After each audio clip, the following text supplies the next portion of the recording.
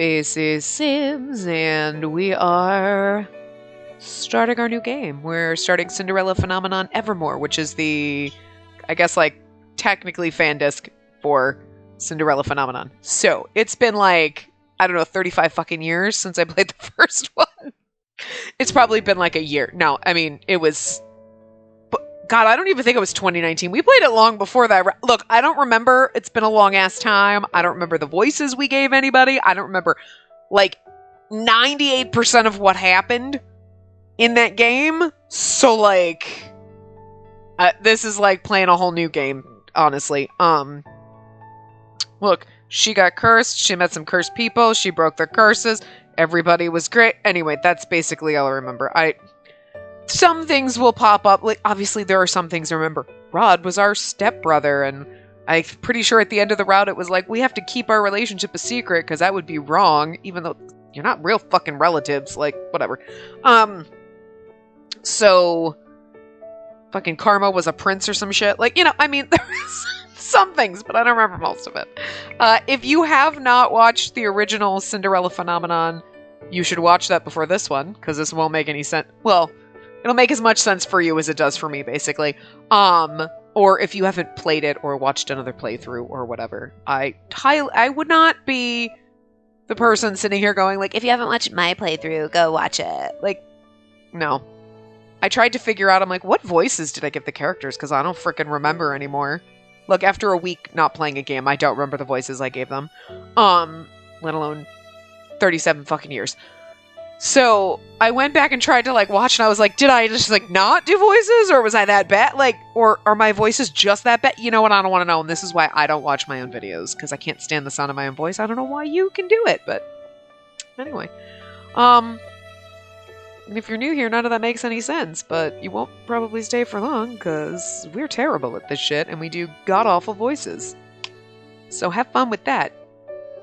Cringy voice acting. Ew. So... we're going to start. Hopefully we get to change our name. After you've made a choice, watch out for the right choice indicator, which will appear on the top right-hand corner of the screen. It can be turned off in the settings. I did turn it off in the settings because, first of all, you get an achievement for getting the best ending in any route without that on. And we're using a guide because that's how we do. Look, sometimes when we go through a game the first time through and it's like it doesn't really matter, we just see what route we get. Or what choice we get, but like when route order matters, we use a guide, you know, and I generally use guides for the most part anyway. The only time I don't is if we're going through, say, a common route, and this refresher for those who have been here forever and for anyone who's new. Again, why are you watching this the first thing that you're watching? You should have watched the original playthrough, so nobody should be new here, but anyway, I'm on that topic, so here we go. You know, it would be like, I'm going to make choices, and whose route do we get in? Then we use a guide, because we like doing the best ending, and then we do the bad endings. But in this game, there's the best ending, and then there's a good ending, so there's no bad endings. Feel a little bit better, because I don't like bad endings. They suck, and they make me sad, so.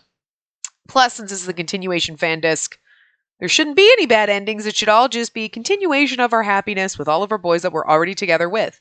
And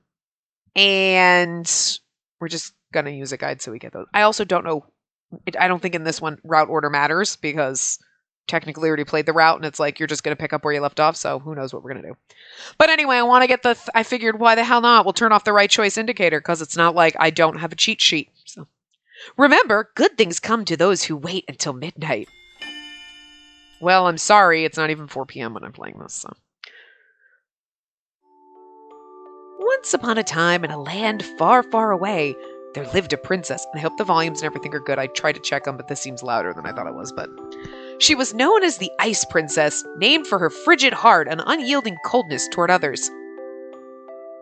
You better be able to change my name in this one, because I know we did it in the last one. The princess shunned all who sought to help her, did we? Maybe we didn't. I don't remember. She was scared to go out into the world, so she locked herself up in her palace.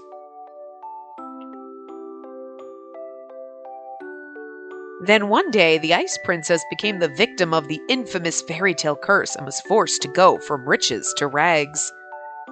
As the princess struggled to come to terms with her new life, she met a very special man.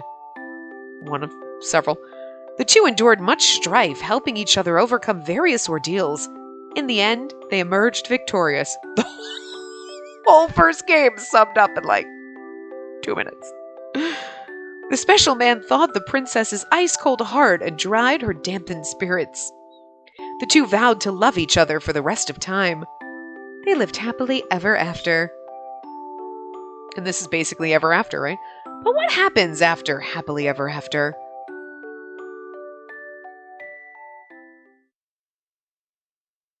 Okay, yeah, but I can't.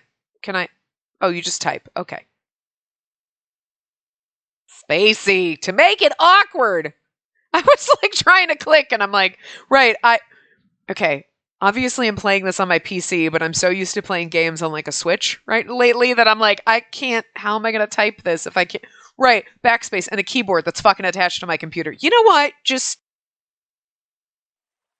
this is how we do things here. Stupidly. Okay. Choose your path. Here's the hardest part. I don't fucking know who we choose. Oh, is it random? Wait, whoa, what's this? Oh, neat! Hey, look. Whoa, whoa, whoa. We're playing The Sims here. Oh, Claude. Fritz was good. Waltz was good. Chevalier. Oh, I'm sorry. Rumple? Thank you. Let's just, Rod. Okay, see, I didn't know who to choose first because I'm like, do I choose someone that I absolutely loved? Or do we go for Rod? Like, Fritz and Waltz were good. And I loved Waltz, actually. But, like, and I liked them all except for, like, Rod was just like, I don't really care.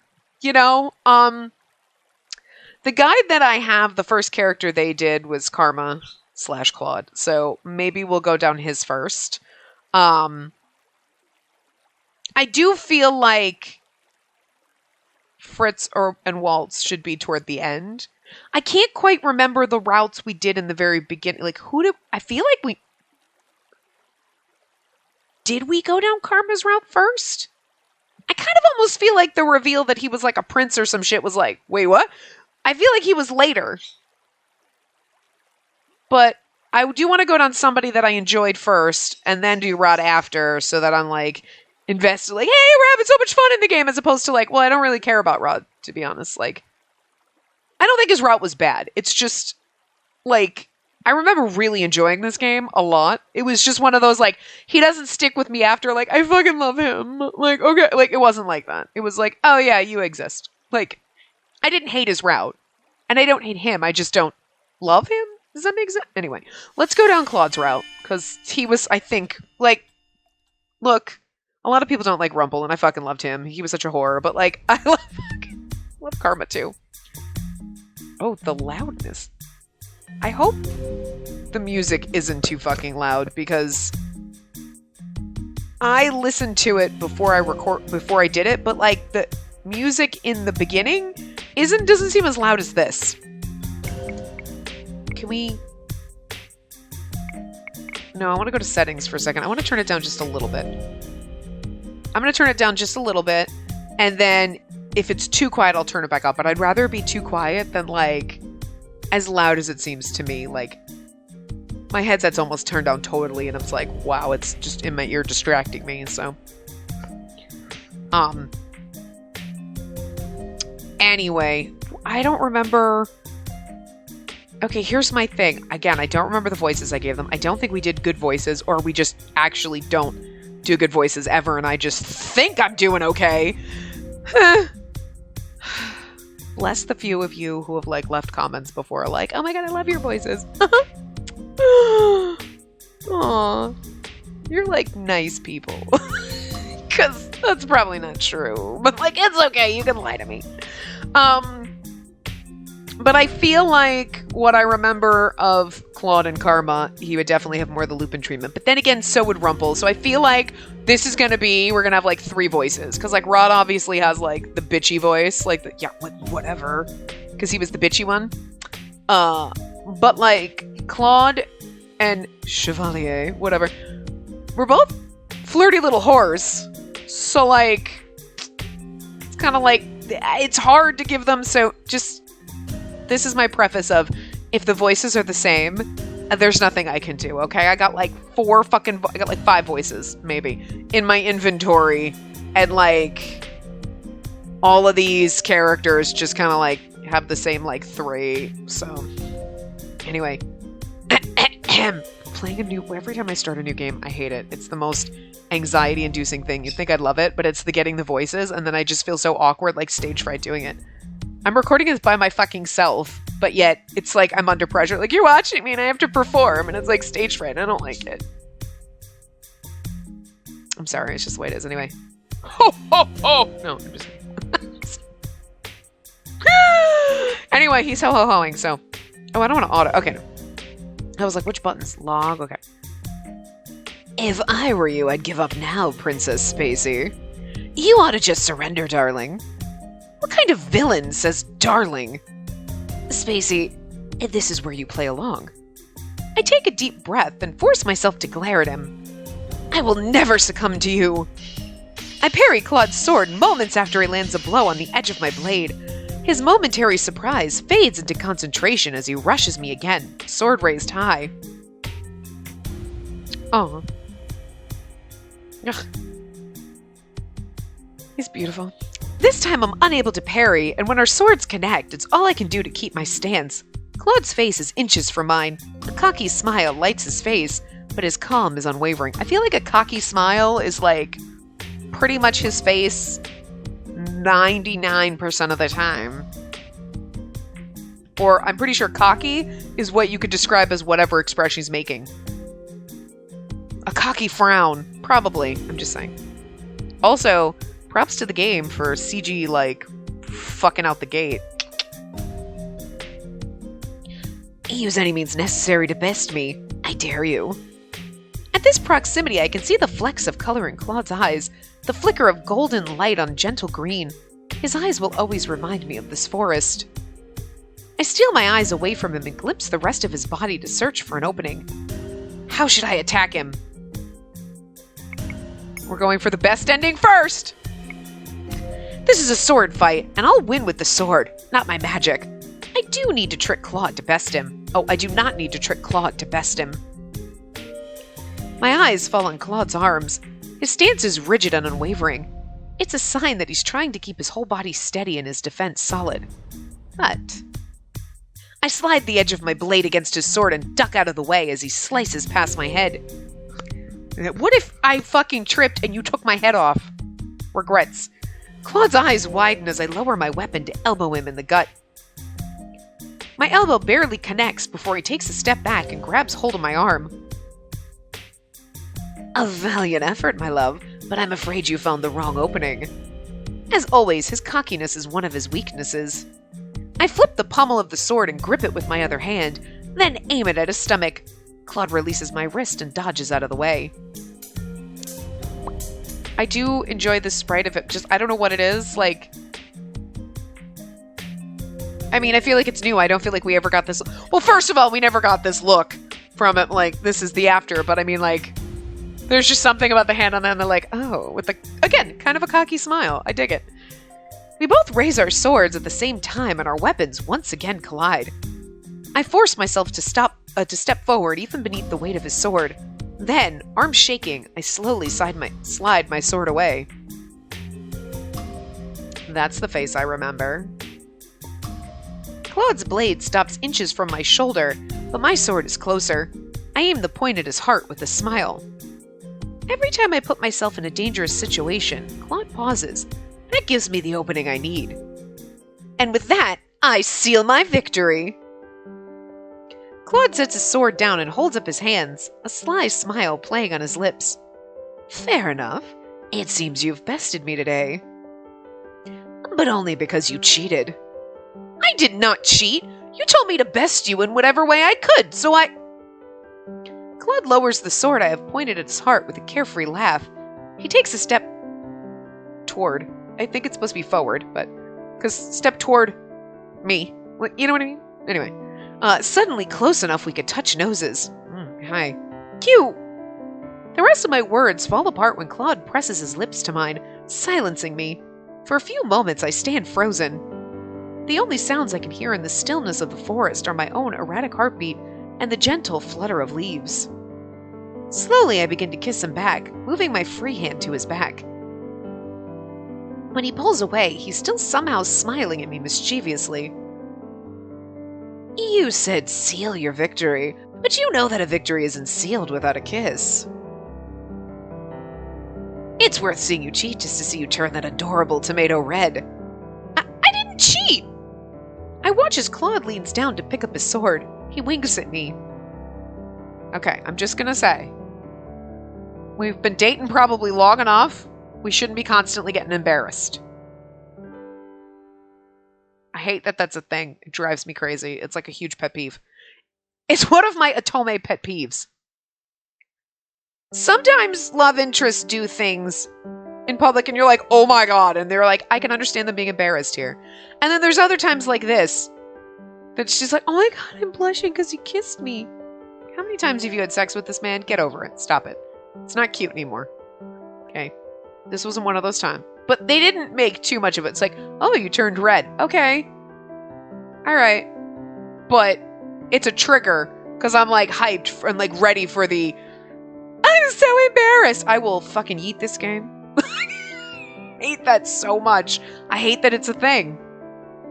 I don't know. I know they didn't like specify that and it shouldn't have like triggered the trigger, but it's just, it's a hair trigger, okay? Anyway. He's glittering, and I love it. So, yes, I know. All's fair in love and war, as they say. I groan at Claude's response. He always manages to say such things nonchalantly, without even batting an eyelash. I've just readied my retort when something breaks the silence of the forest around us. I hope we're not interrupting anything. I don't know who it is, so I can't tell you. I whirl in place to stare in the direction of the new voice. I'm surprised to see Garland and Jurian standing a short distance away, beneath a copse of trees. I hope they're married. They're like the two side characters that you were like, can they like hug up? It's so cute. Normally you want the side character for yourself in a game, but this time you're like, no, I need them to be together because they love each other. I ship this more than like me and any of the characters in the game. Like, look, I'm here for myself playing this to romance cute 2D men, okay? But I think we can all agree in the first one that Jurian and Garland were the ones you were like, I really hope they get together. Like, I know I'm here for me, but like, also, can we like see that happen? Because like, that would be the best ending. Anyway, how long have you two been standing there? Now this is where you get embarrassed when they're like, oh, we were watching you make out. Okay, slightly embarrassing. Long enough to see the thrilling end to that match. I don't know the voices I gave them, so. I didn't realize that sealing a victory meant ending a battle with a kiss. I stare at her in horror. That was... I'm just teasing. Oh, I love them. I mean, he's a beautiful man, but he belongs to her, that's all I'm saying. Garland smiles as he runs a hand through his hair. What a good day for victory, though. One could say it was almost a birthday gift. It's not a gift at all. Spacey earned this victory herself. The only victories I accept are ones I earn myself. You see. I know Spacey like the back of my hand. Hey, when did that ball get there? Just kidding. I would hope you know your fiancé like the back of your hand. I can't help that my cheeks warm at Jurian's words. Even though I have been Claude's fiancé for the last few months, most people don't bring up our engagement so casually. Claude slides closer to me and wraps an arm around my waist. You really are so adorable when you're embarrassed. If you even begin to tease me, my sword will find your hand. Your threats are as sweet as your compliments. He smiles at me mischievously before stepping away and glancing at Jurian and Garland. I hope the two of you didn't come for a personal lesson. You know that I have an important matter to attend to, no? I stifle a sigh. I know just as well as Jurian and Garland that Claude has something he needs to pick up in town today. Most likely it's another gift for me. Claude plans to give me a birthday gift every day of the week leading up to my birthday.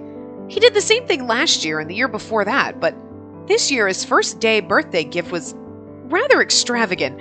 Okay, so they've been together for years at this point. I'm gonna guess that it's we made the original game and whatever. I don't remember when it was made or when we played it. And then it's like, it's been X amount of years, and we're just gonna pretend that when that ended is this.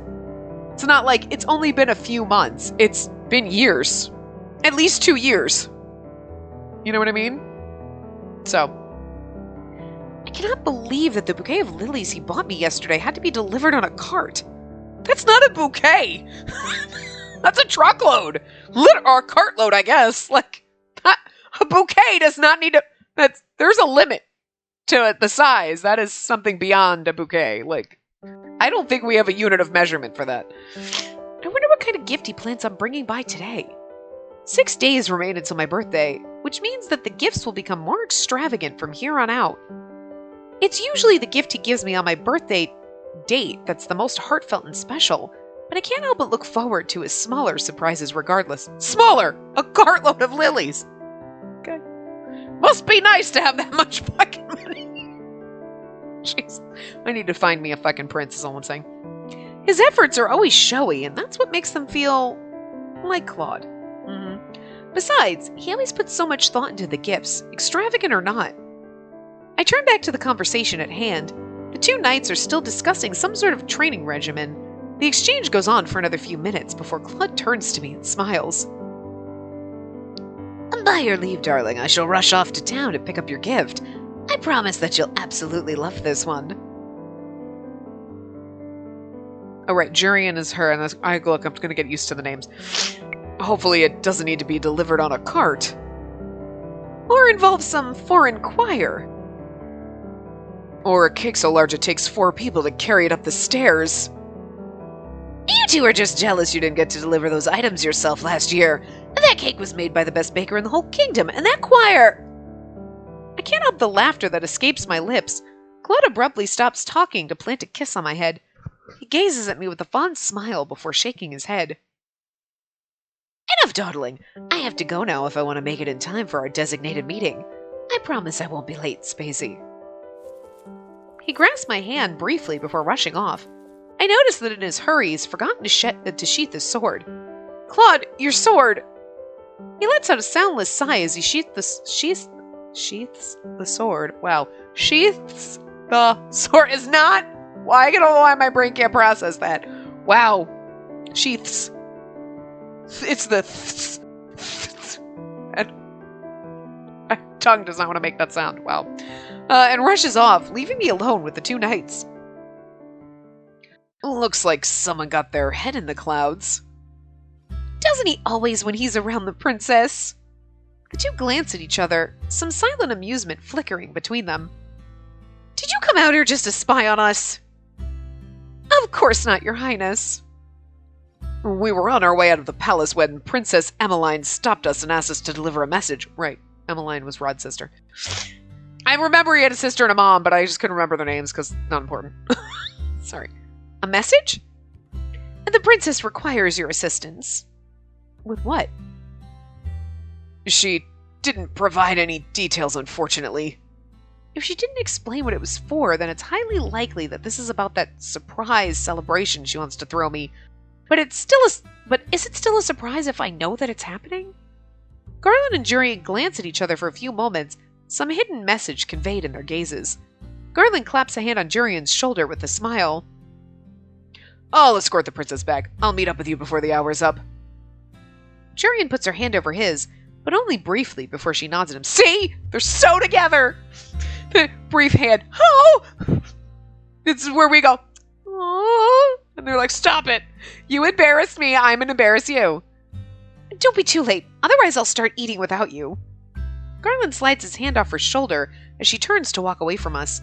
Once she's out of sight, the two of us begin our walk back toward the palace. I mean, like, I don't remember if, like, they actually ever said in any of the routes that they were together. But, like, the way they argued, or the way they talked to each other, you're like, they love each other and they need to be together. But I don't remember if it was ever specifically stated. So that little thing is like, oh, they are in love. So that's all I needed from this game. I just needed to know that they're happy and in love together, okay? Done. We can stop playing. Garland Garland stops when we arrive at the gates. He turns to me with a bright smile. Here we are, Princess. Oh. He looks at me quizzically. I just noticed you didn't have a night escort with you today. A few weeks ago, I was able to convince Father that we no longer needed an escort in the forest. I felt it's better that way. It feels more special when it's just Claude and I there. Besides, I am the Tenebrarium, right? Tenebrarium? Is that what it? Tenebrarium. I am the Tenebrarium bearer, and Claude's a talented swordsman. We have nothing to fear when we're together. No, the king should be able to fill you in on that situation. Garland looks at me thoughtful. Then he nods. I feel like we should be able to be like, yeah, no. Exactly what I just... I told him exactly what I just thought. There you go. Talk to my father, Garland. Princess Emmeline should be in the dining hall. Is there anything else that you require? Nothing that I can think of. You're free to go back to your date. Oh, we made him blush. Good. Garland flushes a crimson red that makes me laugh. Despite how discreet he and Jurian try to be, it's very easy to see that the two of them are courting each other. It's been that way for the last 2 years. Okay, so that was more like the... We think they love each other, but it was never explicitly stated until, like, now. It's like, now they've been dating ever since we fell... Oh, great! I love it. Best love story in this game. Oh, my God. I narrow my eyes at him. How goes the matter Claude and I discussed with you? Have you spoken to Jurian yet? No, not yet. Garland shakes his head, eyebrows furrowed. Oh my God, just propose to her already. The timing doesn't feel right. I'll propose to her after your birthday party, or your wedding. But right now we need to focus on security for both of those celebrations. He is gonna propose. I just assumed. Okay. I am so much more giggly over their romance than the fact that I'm marrying fucking Claude. Okay, like, it's fine. Like, sure. I don't know why. I don't know if I've really been... There's not a lot of games where you get so invested in side character romances. Aside from, like, no, but, like, you can't have him, he's mine too, even though I don't get to date him. Like, but no, and this you're like, no, I just... Oh. I want you two to be happy together and I could cry. I don't know if there's actually been a game where I've, like... I can't think of one. I'm sure there's been other with side characters that I've been like, I just love them together, it makes me happy, but, like... Oh, there's side characters that you were like, I'm gonna marry him too, he comes into the man harem, but, like... No, in this case, I'm all like, yay, Jurian and Garland, we need this. Okay. You two are hard working to a fault, you know? It's an occupational hazard, I'm afraid. I shake my head with a sigh.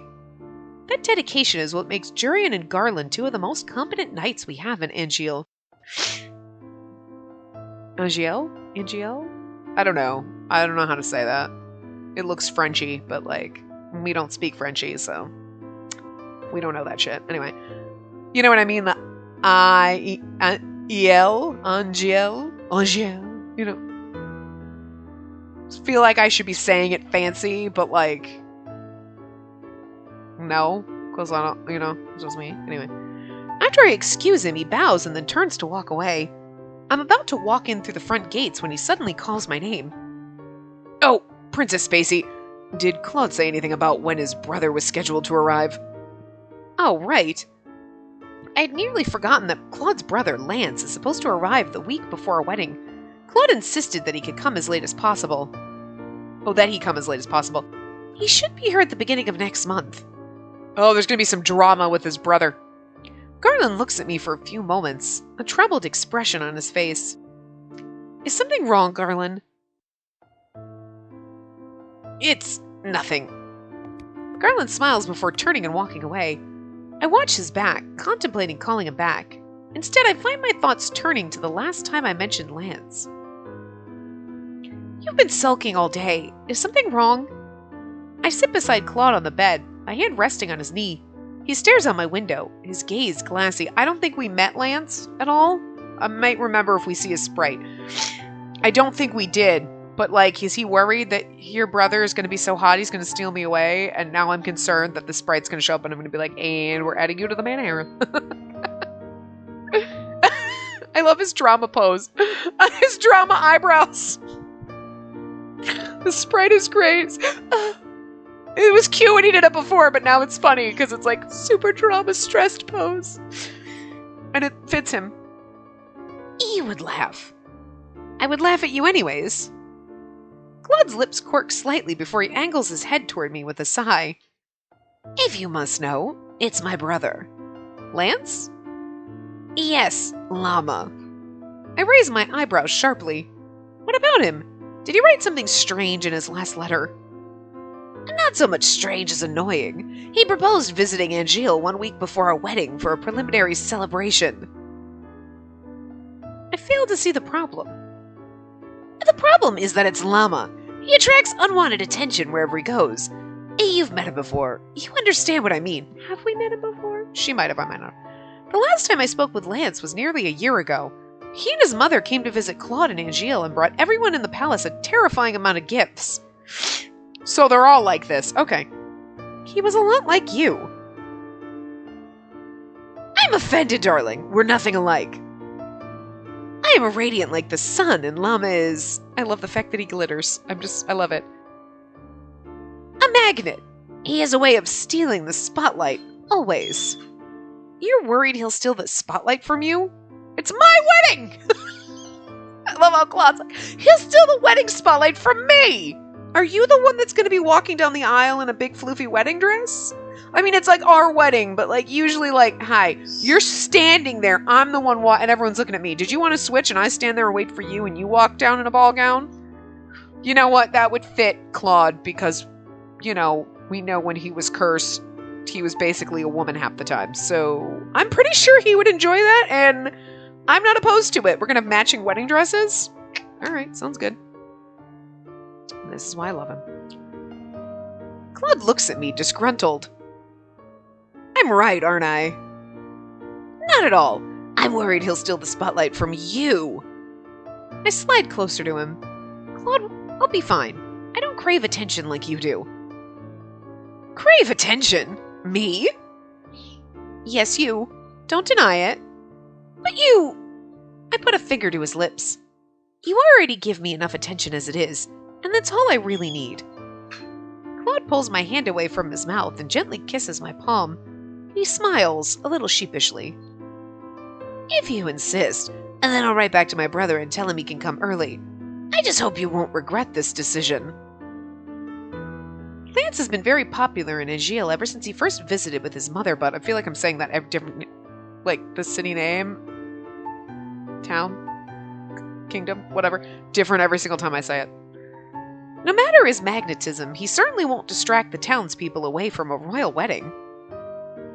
I'm sure that Claude must have something planned for the week before the wedding, and he just doesn't want Lance taking anyone's attention away from it. It'll be fine. It's not gonna be fine. It was not fine. I shake my head to clear my thoughts before turning to head back into the palace. The hallways are bustling with activity when I enter. Many of the gathered servants and maids stop chattering as I approach. At ease, aren't you all supposed to be on break? Princess, we're just enjoying our break outside. I glance around at the gathered staff. I don't want to waste voices on them, but, you know, whatever. I'm certain that these people do not usually take their breaks together, even if they do happen to share the same off times. I see. Have any of you seen Emmeline? And the princess is in the dining hall with the royal chefs, princess. I thank the maids with a little bob of my head before making my way to the dining hall. The dining hall is just as lively as the hallway, if not even more. Appetizing scents waft through the air, mingling to create an overly piquant aroma. Piquant. I spot Emmeline amidst the crowds, testing colored liquids in different chalices. She raises a chalice to her lips just as I arrive, before hurriedly placing it back on the table. Oh, Spacey! You look guilty of something. Not at all. I glance around at the different chalices. Emmeline's shoulders droop with defeat. I was trying different cocktail concoctions for your birthday dinner. It was Claude's idea that we mix something completely original for you. I was debating what type of cocktail to make for you. Strawberries and bananas? Something with cucumbers and lime? Those all sound terrible. I feel terrible because I don't know what your favorite flavors are. That can't be helped. don't think I've ever spoken about my preferences with you. Still, I must make certain that this drink is perfect. She gestures to the various chalices, then points to one at the far end. It's filled with a white-blue juice and has a familiar creature sitting on the top of the glass as a decoration.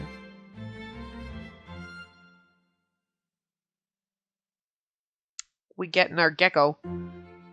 Chameleon. He's a chameleon, not a gecko. It's a chameleon. We fucking tangled now. Well, if this was Claude's idea, then I'm not surprised to use a chameleon to decorate the chalices. Years ago, when I first met him, Claude enlightened me with stories of his childhood. Apparently, he has a special attachment to chameleons. Are we doing this for his birthday or our birthday? Sometimes when the two of us are practicing together, he even refers to himself as the Chameleon Prince. I mean, he kind of was. Well, not really. She's like a changeling, but whatever. He says that he did it so he could have matching titles, but Chameleon Prince and Ice Princess do not match at all. I stare at the chameleon topper. And is this a birthday celebration? Is this birthday celebration really for me? Or is it for him? See, I told that's what I was thinking. Like, I'm not trying to be like a selfish bitch, but it's my birthday, not yours. If this were your birthday party, or like, maybe for the wedding, I get it, because we got to incorporate shit you like and shit I like, and that's cool. But like, this is my birthday. It's about me. Like, I don't need a week-long birthday, but like, bitch. I also don't need a surprise party, but seriously. I've actually been trying to come up with a name for it, but haven't thought of anything yet, so I thought it might be nice for you to choose it. It'll be distributed in the marketplace after we unveil it at your birthday, after all. What? Claude insisted that the populace have some way to celebrate with you. Since we're going to distribute it in your name, I thought I'd ask you what you wanted me to call the drink. A name for the drink.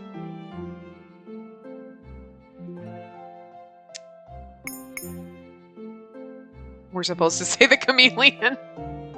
We're really pandering to this man. All right. Even if it is very dramatic, this was still thoughtful of Claude.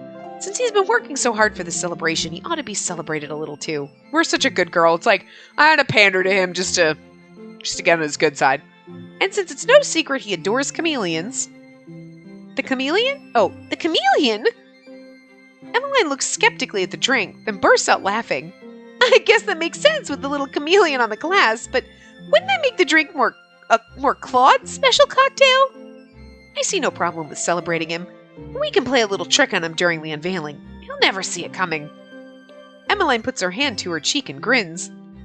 I'm sure he'll love it, Spacey. And oh, what sort of mixture do you want for the drink? I'm not picky. Feel free to choose what you will. Really? Are you sure? Emmeline looks at me uncertainly. Are you still here trying drinks, Em? I'm assuming it's Rod. I'm just guessing. The familiar voice makes both of us whirl in place. Haha, I was right. Right, he has a magic bunny. Rod stands behind us, lips quirked into a small smile. I step back without realizing. I'm still unused to Rod's changed height, especially with his quiet demeanor. It feels almost like a contradiction. He scowls at me.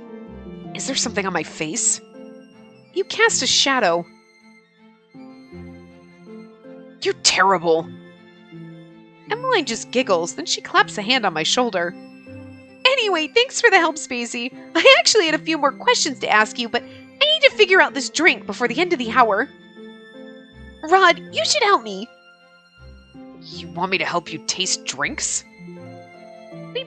We can both be royal test drinkers. I don't think nobles test drinks for other nobles. The two of them continue their back and forth banter, and for a few moments, I watch with amusement. I've tried my best to mend my relationship with Emmeline and Rod over the years, and even though the bonds we share aren't as strong as the bond they have with each other, our relationship is no longer strained. I think I'll leave you two to your taste testing. I have to meet Claude soon. He insisted on meeting in my room before he has to run off to a lesson with his history tutor. He's picked up Angel history fairly quickly, especially since he just started recently. And since I convinced him to stop hiding from the tutor, Emmeline is staring at the chalice with the chameleon topper thoughtfully. I wonder what sort of gift he'll bring today. Hopefully it's not a choir or some gigantic cake with enchanted candles. There's no way to know with Claude. The surprise is part of the gift. Well, do let us know what it is once you get through the wrapping paper. If it's small enough to fit in wrapping paper, that is. I nod my head with a smile. The three of us trade quick farewells before I walk out of the crowded dining hall and back into the corridor. It's funny, she's like, my relationship with them is strained, but I feel like she, in the original game, made it strained because I feel like Emmeline was always trying to be nice. Rod was always a little standoffish and grumpy. But, like, Emmeline, I feel like, was always like, I'm trying to be nice and you're so mean to me. You know what I mean? And that's made her angrier. Like, why are you so nice? Like, we were a grumpy bitch in the first one. And, like, you know, fine. Which is actually part of the charm. Because, like, most games, it's like, oh, everyone loves the heroine. And this one, it was like, nah, everyone's going to hate her because that makes it better. It's the plot of the game, you know what I mean? But I definitely think Emmeline was always, like, nice and sweet. Rod was always the bitchy one. So Rod was bitchy like we were bitchy. Yeah, that's why we make a perfect couple. Anyway, I've barely managed a few steps into the corridor before someone collides with me. The impact pushes me down to the ground. I'm so sorry. The man holds out his hand to me. My humblest and most sincere apologies, Princess Spacey. Please allow me to help you to your feet. I glance up at the man and frown. I'm about to respond to his apology when I pause, noticing his gentle features. It's impossible not to recognize him. I don't know who it is, so. This is... Lance? Oh, okay. I was like, when he came up, I was like assuming it was one of the other characters. And when he popped up, I'm like, wait. I was like, he looks an awful lot like, oh, right, duh, forgot Lance. I stare at him in shock. The light of the sun is angled just right on his features, making everything on his face gently glow. My earlier agitation disappears completely when I behold his smile. Like, he's adorable, don't get me wrong, but he's no comparison to Claude. I'm sorry. But he looks like the lolly boy. Again, that's the Rod thing, too. Like, Rod's like, alright, and you're like, no. I'm not a fan of the lolly boys, and here you go, that's Lance. He's like the pretty young boy. Like, yes, Claude, your brother is a lovely young man, but too young for me. Like... Nice to see you again too, Princess Spacey. I don't know a voice for him, it doesn't matter. And once again, I am so sorry. I continue to stare at him, eyes wide, his apology barely registering in my mind. You're not supposed to be here for another month. He's glittery too! It runs in the family. And that I am not, yet here I stand. He continues to smile at me jovially. There's an explanation for this, I promise. He gestures again with his hand, a clear insistence that I take it. Refuse his help. We want the best ending. We have to pander to Claude, remember? I gently push his hand away and move to stand on my own. I'm fine, thank you. I'd better not give him more reason than necessary to shower me with attention. I stand to brush my dress off briskly. I notice a motion out of the corner of my eyes and look up to see Claude striding toward us. See, if you had taken his hand, Claude would have seen it and been like, ah! We would have had to comfort him for like a month. He moves to stand beside me, a tight smile on his face. How rude it is of my brother to knock a beautiful lady over. I'm afraid all I can do in this situation is offer a heartfelt apology. Lance smiles, a little sheepishly, before he turns his full attention on Claude. Like, there is just something that, like, it's not even the height thing, because he's barely in it, but he just has, like, a younger face for some reason. But yet, they're drawn exactly almost the same way. But what is it about it that just gives me the feel that, like, Lance is, like, I don't know why I get, like, Lance is, like, 17. Like, we played plenty of games where we're like a 16-year-old girl dating 16, 17-year-old boys, and it's never been like... But there's always that, there's something, like, there's always the younger ones, like, you look 12, though. I don't care if you're 25, you look 12. Like, they're my lolly boys, you know, they just look younger. They're literally almost drawn the same, but for some reason you get the appearance, I get the feeling that, like, Lance is younger. He's got that lolly boy feel to me. I don't know what it is, it's weird. Talk about Lollyballs. Waltz was the lolly boy, right? Because he was literally like a 10-year-old. Dragging around, he's like, I am not... Look, it's a Peter Pan complex, just leave it alone. Like, poor kid. Anyway. Well, that was all a little awkward, but... His smile widens into something somehow both shining and gentle. I love the fact that they glitter. Oh god, it's funny. Nice to see you too, Karma. Llama. Karma Chameleon. I know I made that reference in the first one and I forgot about it until right now. I was like, oh, right. Karma Chameleon. Oh, God. Now you know what? I feel like this was a problem I had in the first game where I just kept singing Culture Club in my head over and over. And this is... I sing it to my bird, though, because he's red, yellow, and green. So I sing red, gold, and green, and I sing Karma Chameleon to him sometimes. Oh, now it's in my head. God damn it. Anyway. I feel like it's in my head way more often than it should be. The few people that are in the hallway, including a few of the servants, pause briefly to glimpse at Lance as they pass. They smile when Lance makes eye contact with them. Last time Lance was here, he had a similar effect. He has a way of sparkling. Claude does it too, but on purpose. I didn't think it was possible before, but I'm fairly certain Lance sparkles without meaning to. Lance's smile fades slowly. I apologize for not writing in advance of my arrival. Father insisted I had come early to surprise you. Father just wanted you out of the way. My showing up an entire month early. Yes, exactly. Last time I visited with Mother, we ruined everyone's schedules. Father figured that no one had any time to plan, I wouldn't be imposing as much, if no one had any time to plan. That is not very sound logic. I've never met Claude and Lance's father, but sometimes I can't help but wonder what sort of king he is outside of the stories I hear. I mean, seriously! Last time you and your mother caused havoc, so you should show up early when no one's expecting you, because then it won't cause a problem. That's a huge problem, dude! What the fuck? No, it's not sound logic, but it is something Father would do. He likes surprising people. Oh, that's Lance, never mind. He likes surprising people. The two men look at each other for a few moments. Lance looks noticeably uncomfortable with Claude scowling at him. The silence is stifling. I clear my throat. It is good to have you here, Lance. Does my family know that you're here?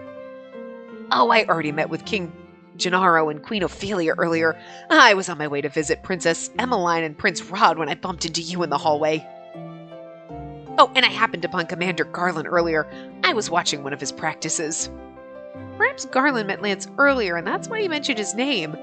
Did he want to keep all of this a surprise? Garland's so fucking fired. Just kidding. Lance smiles again. I heard that your birthday's in 6 days, Princess Spacey. It'll be an honor to attend the celebration. And it will be an honor to have you there, Lance. Claude's like, are you fucking kidding me? Claude still looks agitated by the conversation. Claude is always unreasonably moody when his brother visits.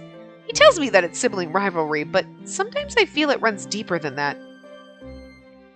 I'd hoped to catch up with you two, but I don't want to interrupt any of your plans.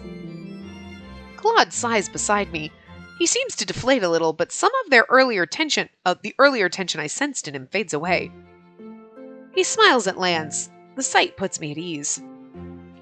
As much as I want to catch up now, I have an engagement. 2, in fact. I steal a quick glance at Claude's hands and realize, belatedly, that he holds a colorful box in them. Is that the birthday gift he mentioned earlier? It is surprisingly small. Good things come in small packages, Spacey! Don't be a bitch! She's still a little tooty. You know what I mean? Like, she's still a little bit like, I kind of like that, because in every other game, be like, oh, you got me a pedal. This is the most wonderful thing ever. I mean, what? I suppose, like, I picked you some wildflowers. That's cute. You don't need a cart full of lilies. A small bouquet of lilies would be lovely. You don't need 7 days of birthday gifts, but, like, the fuck is that small present for? Last year you got me, like, a 16 fucking tier cake, and it took 37 people to carry it up the fucking stairs, bitch. What the fuck? Like, just feel like the attitude, and that's rather small. Like, I know she's not that bad, but it's the slight attitude of, like, that's kind of a small present compared to everything else he's given me. Like, what the hell? Like, oh, check yourself, girl. Like, but I kind of like it, because every other Otome character is always like sweet and wonderful and blushy and like borderline like, are you stupid? Like, you know what I mean? They're too innocent and naive and it's too cutesy and it makes you want to vomit. So when we get the sassy characters who can make a witty comeback, who don't blush profusely constantly and have a little bit of attitude, I like it. So it's kind of funny because at the one time, literally one hand, girl, check yourself. At the same time, no, but I appreciate the attitude and the fact that you're a little spoiled still. Like, it makes you like so unique in a sea of like fucking little daisies. Oh, perfect little daisies. I figured as much. This is what happens when one shows up unexpectedly at another person's doorstep. In that case, I'll make myself scarce for the hour. If you have the time to spare after your engagements, I'll be in the dining hall. I hear some sort of celebration planning is taking place. He gives a slight but elegant bow before walking past us, still smiling his gentle smile. It begins. What? The llama takeover. Aren't you being a bit dramatic? He is your brother. I'm dramatic because he is my brother and I know him. Claude sighs. I'll have to rearrange the schedule now to make sure he doesn't accidentally change any of my plans. Plans? Claude shakes his head slightly before smiling at me mischievously. Again, mischievous and cocky are like the perfect words for him. Plans? Whatever are you talking about, Spacey? I nudge his shoulder, but he just laughs at me before setting his arm on my shoulders with a smile. Shall we? The two of us make our way down the corridor and to my room. We're going to my room, and he's got a little box in his hand. Did you get me something to wear for you? What is this birthday about you, Claude? Jesus. I got you a present. You want me to wear this lingerie for you? I feel like that's a gift for you, but okay. Look. And we have the chameleon Whose birthday is it again? Fucking hilarious. Thankfully, there are no further incidents in the hallway. By the time we get back to my room, Claude is noticeably more at ease. I hope What's-Her-Face isn't still sitting there like a doll. That'd be creepy as fuck.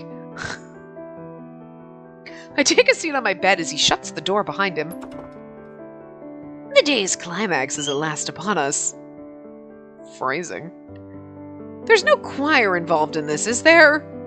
Last year I sat down on my bed and a choir started singing a birthday song in the garden outside my window. And no choir. And this is much better. He sits down beside me and hands me the box. His eyes are glimmering with excitement. Claude's excitement is just as much a part of the gift as the gift itself.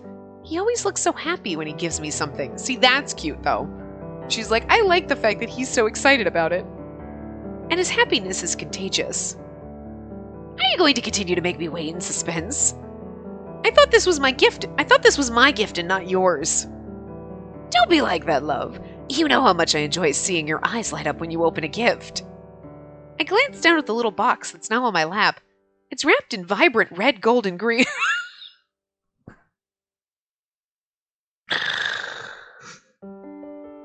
Oh, God, I'm sorry. I just got Karma Chameleon out of my fucking head. How dare you, game? You know, I think this is the only game in the world, this one and obviously the first one, Cinderella Phenomenon in general, that's ever made like a fucking Culture Club reference. And I appreciate it so fucking hard. Oh God, I'm gonna cry with joy. I love Culture Club. Culture Club was the first concert I ever went to. I'm not that old, okay? I didn't go in like the fucking 80s, but it was, you know, but anyway. And I was like so fucking stoked. Like everybody else was like, I went to like this band. I'm like, no, I went to fucking Culture Club, motherfucker. I saw Boy George on stage and it was awesome. I still remember. I don't remember. There was other concerts and people were like, remember we went to this? Oh yeah, we did. Sure, okay. I don't remember a lot of them, but I remember that one, man. Because it's your first. You always remember your first concert. And music from the 80s was just fucking amazing. But also, this just hits my funny bone harder because I do remember after, like, it was the Karma and the Chameleon, and I was like, oh, right. I forgot they made Karma Chameleon references, and I remember it from the first game now. And they actually did make red, gold, and green comments, and I remember laughing hysterically about it. So, yes, I remember that. Vaguely. I don't remember exactly the moment, but I'm like, yes, I have the impression that we did this once before. And again, it took me a little further into the game to be like, ah! I don't think, well, you had to play the common stuff before. Anyway. Oh, God. Karma Chameleon references. And it's in my head again now. A small card on the top reads, "To my betrothed on her special birthday week. You are my compass, even in darkest times." Is it a compass? I flush a little as I pluck the card off and set it aside. If it's a compass, you gave the gift away. Betrothed? It's still so strange to think that we're engaged. Everything feels as it always has. It feels natural. Yeah, but we're going to be married soon. That's so cute. I eye the ring on my finger as I carefully unfold the wrapping paper. You could just tear the paper, you know. I enjoy making you wait in suspense. You do like to tease me, don't you? I laugh as I pull off the wrapping paper and then, slowly, open up the box that Claude's brought for me.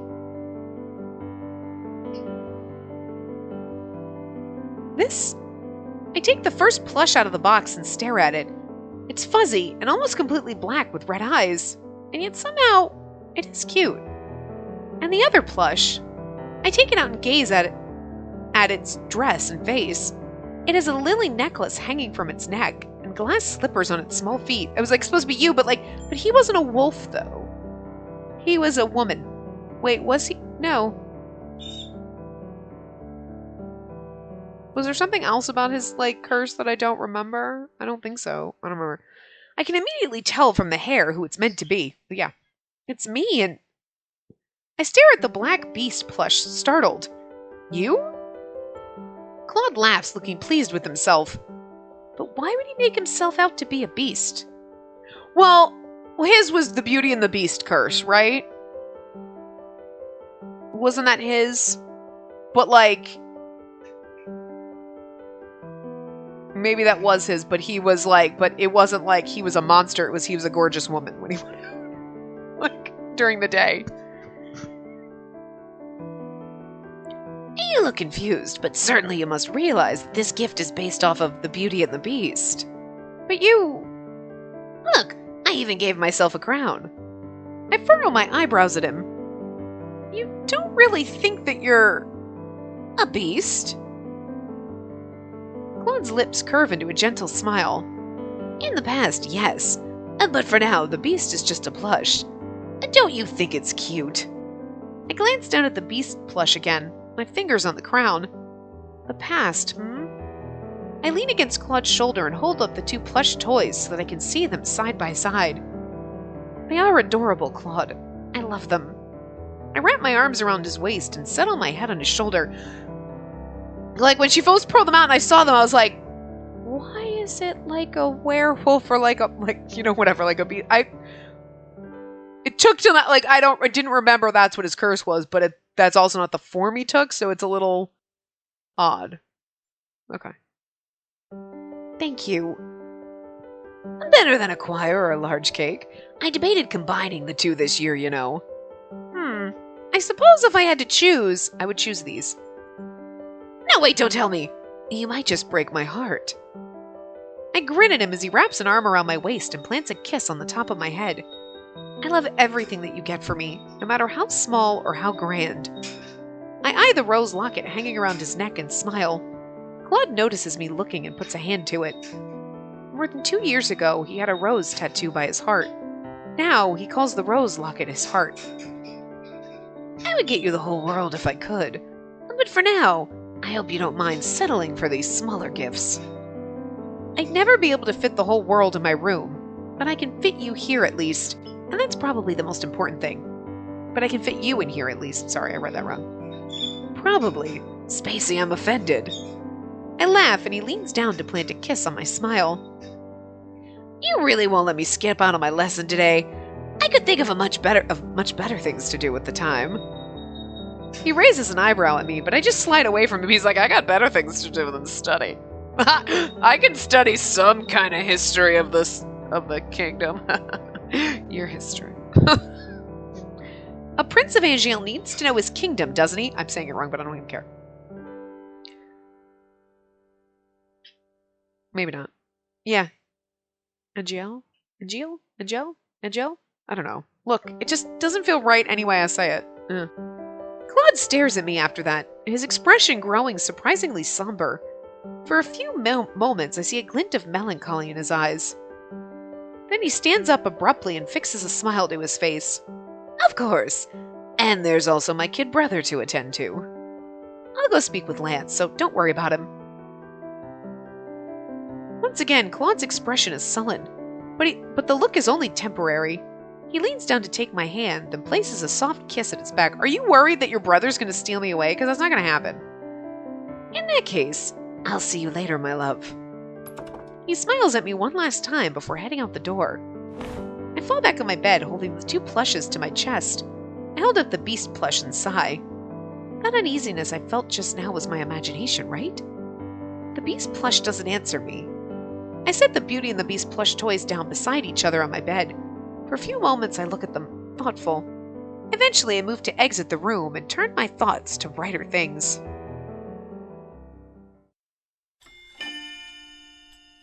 Karma and Llama. Chapter 2. Hey, you know what? That's perfect. It would absolutely be perfect if each chapter was like an hour long. But we're going to stop here and we'll start chapter 2 in the next part. So, yeah, I will see you guys next time.